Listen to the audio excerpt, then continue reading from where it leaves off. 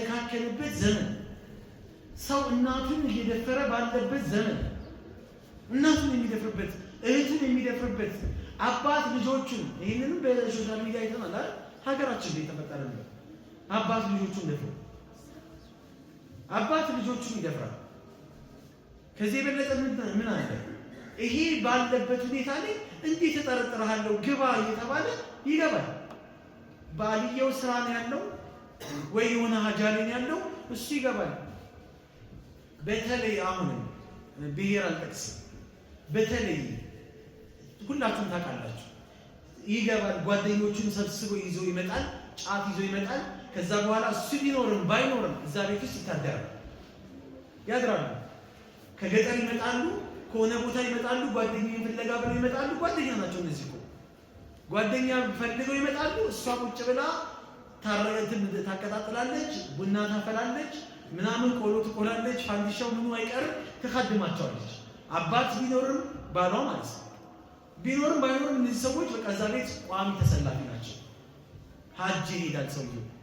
በል እንግዲህ ይለዋል፣ ወንድሙን ይጠራና እንግዲህ አደራ አንተን ለልጆች ያለው ለሚስት ያለው እንግዲህ አንተና አደራህን ብሎ ይላል። ሀጅ ሄዶ አንድ ወር ቆይቶ እስከሚመጣ ድረስ ምን እንደሚፈጠር ይሄ ሰውዬ የሚያውቀው ነገር የለም። እንዴት ወንድሙን ይጠረጥራል ስታስቡት? ለጭንቅላት ይከብዳል አይደል? ወንድሙን አደራ ብሎ አስኪዶ ሚስቴን ወንድሜ ምን ያደርግብኛል ብሎ ያስባል ሰው። ግን አሁን ላይ ይታሰባል። እንደ ኢስላም ግን መጠርጠር አለብን። የማይጠረጠር ሰው ነው እንደውም ኢስላም አያችሁ የሚጠረጥረው ህልውናው በኋላ ላይ ለማን ነው? ለራሱ። አሁን ሰው ግትርነት ስላለበት ይህን ሀዲሳውን ሰው ሲሰማ እንዴት የባል ወንድም ትላለህ ይላል። ሴት ልጅ ያለ ባሏ ፍቃድ በሯን ከፍታ ማንንም ማስገባት አይፈቀድላትም። አባትህ ለምን አይመጣም? አባትህ ቢመጣ አስገቢው ብለህ ፍቃድ እስካልሰጠህ ድረስ ይህች ሴት መፍቀድ የለባትም፣ መከልከል አለብን። በአባትህ ምክንያት ሌሎችን ሊገቡ ይችላል። አባትህ አባቷ ነው አይደለም? አባትህ አባቷ ነው።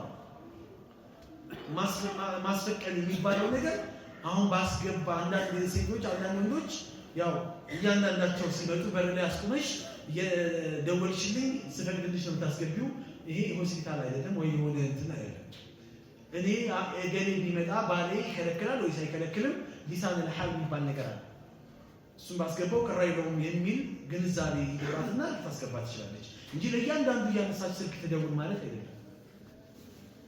አሁን እዚህ ጋር ሰሃቦች አይጠረጥሩም፣ እኛም ማህበረሰቡ አይጠረጥርም። የባል ወንድም ሀም ይባላል። እሱስ ቢገባ ይከለከላል ወይ? ሚስቴ ባለችበት ቢገባ እንደውም እሱ ሞት ነው ያለው። ሌላው ቢገባ ይሻላል እሱ ከሚገባ ማለት። ስለዚህ ዛሬ እኮ አልጠረጠርኩትም ነው አይደለ? ጨውታው እንዳለ አልጠረጠርኩትም ነው።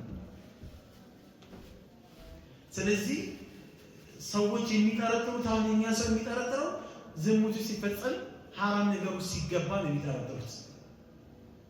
እዛ ከመገባቱ በፊት ደግሞ ወሳኢሉ ዚና ምን መደረግ አለበት? በቁረጥ አለበት።